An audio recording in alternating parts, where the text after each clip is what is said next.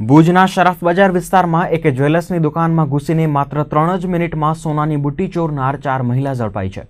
દુકાનમાં રાખેલા સીસીટીવી કેમેરામાં મહિલાઓની ચોરીના દ્રશ્ય કેદ થઈ જતા દુકાનદારે જ તેમને ઝડપીને પોલીસ હવાલે કરી હતી। ભુજના શરફ બજારમાં આવેલી અલીફ જ્વેલર્સ નામની દુકાનમાં આ 4 મહિલાઓ સવારે 10 વાગ્યે પ્રવેશી હતી। તેમણે વિવિધ દાગીના જોવા માંગ્યા હતા। તે દરમિયાન દુકાનદારની નજર ચૂકવી આ મહિલા ગેંગે 17,000 રૂપિયાની કિંમતની સોનાની બુટ્ટી સેરવી લીધી હતી। બાદમાં કશી ખરીદી કર્યા વિના તે દુકાનમાંથી નીકળી ગઈ હતી। મહિલાઓ ચાલ્યા ગયા બાદ થોડીક વાર પછી બુટ્ટી ગાયબ હોવાનું ધ્યાને આવ્યું હતું, જેના પગલે જ્વેલર્સ બંધુઓએ સીસીટીવીના ફૂટેજ ચેક કરતા આ 4 મહિલાઓએ જ હાથફેરો કર્યો હોવાનું સ્પષ્ટ થયું હતું। બાદમાં દુકાનદારે આ મહિલાઓની શોધ ચલાવી તેમને ભુજના દેશલસર તળાવ પાસેથી ઝડપી લઈ પોલીસ હવાલે કરી હતી। આ ગેંગે 10:07 થી 10:10 વાગ્યાના માત્ર 3 જ મિનિટના ગાળામાં સિફતપૂર્વક હાથફેરો કર્યો હતો। આ મહિલાઓ જેતપુર મોરબીની હોવાનું બહાર આવ્યું છે।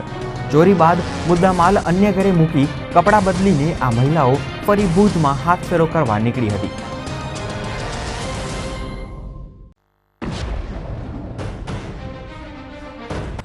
ગોલ બુટ્ટી હતી એ કસ્ટમરની ઓર્ડરની બનાવેલી હતી અને સવારના મારો ભાઈ અહીંયા સાફ સફાઈ કરતો હતો ત્યારે 4 બાઈ આવી અને અહીંયા પડી હતી બુટ્ટી અને અહીંયાથી બાઈએ લઈ લીધી અને એનો મુદ્દામાલની કિંમત અંદાજે 18,000 થી 20,000ની આસપાસ થાય છે।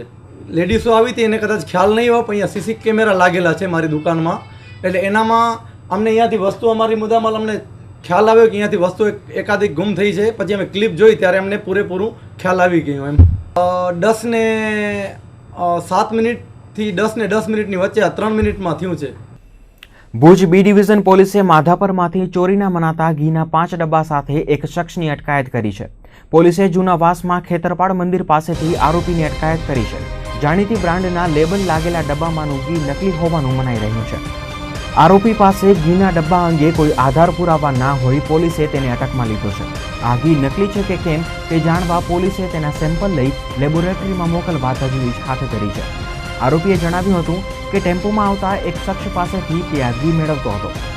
સૂત્રોની વાત માનીએ તો આ શખ્સની પૂછતાછમાં નકલી ઘીના ષડયંત્રનો પર્દાફાશ થાય તેવી શક્યતા છે। 5 ડબ્બા સાથે ઝડપાયેલા આ શખ્સને વધુ 500 થી 700 ડબ્બા ઘીની ડિલિવરી મળવાની હતી। કચ્છમાં ફરી એકવાર નકલી ઘીનો કારોબાર ધમધમતો થયો હોવાનું સૂત્રો જણાવી રહ્યા છે। સમગ્ર પ્રકરણમાં પુરવઠા તંત્રના ભ્રષ્ટ કર્મચારીઓ હેઠળ રેલો આવે તેવી શક્યતા છે। ત્યાં તપાસ કરતા રોડ ઉપર એક ઇસમ ઘીના 5 ડબ્બા લઈને ઉભેલ હતો। તેની પાસે આધાર પુરાવા માગતા શક એમ જતાં કોઈ વસ્તુ આધાર પુરાવા કે બિલ કોઈ રજૂ કરેલ નહીં, જે આધારે બી ડિવિઝન પોસ્ટે 41(1) કરી તેને અટક કરેલ છે। આધાર પુરાવા કોઈ રજૂ કરી શક્યો ના હોય તેથી વહેમ ચોરીનો પણ રહે છે અને ઘી ડુપ્લિકેટ છે, ભેળસેળ્યું છે કે તેમ એ બાબતે ફૂડ ઇન્સ્પેક્ટરનો અભિપ્રાય લઈ સેમ્પલ લઈને FSLમાં મોકલવામાં આવશે, તે પછી જ ખબર પડશે। આરોપી કંઈ જણાવતો નથી। એક ટેમ્પાવાળો આવતો અને તેને આપી જતો હતો, જેથી તેને સાથે રાખીને તપાસ કરીશું। ભુજ નજીક આવેલી પટેલ 24 ગામના ખેડૂતો છેલ્લા થોડાક સમયથી ઘોડાઓના ત્રાસથી પરેશાન છે। જાણીને આપને આશ્ચર્ય થશે, પણ આ હકીકત છે। સુખપર નજીક આવેલી ગોળસર રખાલમાં છેલ્લા એકાદ માસથી ઘોડાઓ ખેડૂતોના ઊભા પાકમાં ભેલાણ કરી રહ્યા છે। સાંજ પડે ને ઘોડાઓનું ટોળું ખેતરોમાં ઘૂસવા માંડે છે। રતિયાથી લઈ સુખપર સુધીના ગામડાઓમાં ઘોડાઓએ આતંક મચાવ્યો છે।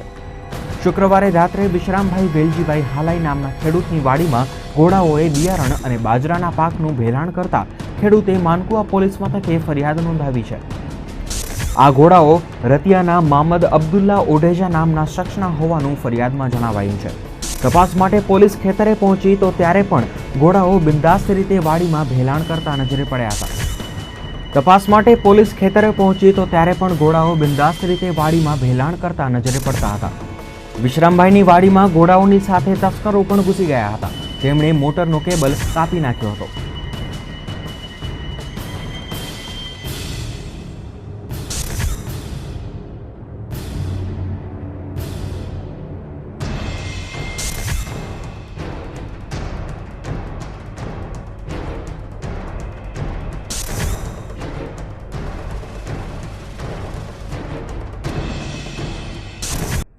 રાપરની આડેસર ચેકપોસ્ટ પરથી પોલીસે ચોરાઉ મનાતા 22,000ના 10.5 ટનના સ્ક્રેપ સાથે એક શખ્સની ધરપકડ કરી છે। શુક્રવારે રાત્રે નાઇટ પેટ્રોલિંગમાં રહેલી આડેસર પોલીસે અહીંથી પસાર થતી એક શંકાસ્પદ ટ્રકને અટકાવી તેની તલાશી લીધી હતી. ટ્રકમાં આ ભંગાર પડ્યો હતો, પરંતુ ડ્રાઈવર પાસે તે અંગે જરૂરી આધાર પુરાવા ના હોઈ પોલીસે ટ્રક જપ્ત કરી ડ્રાઈવરની અટકાયત કરી હતી. પોલીસ તપાસમાં ભંગાર ચોરીના ષડયંત્રનો પર્દાફાશ થાય તેવી શક્યતા છે. વધુ સમાચારો જોઈશું, પરંતુ આ વિરામ બાદ.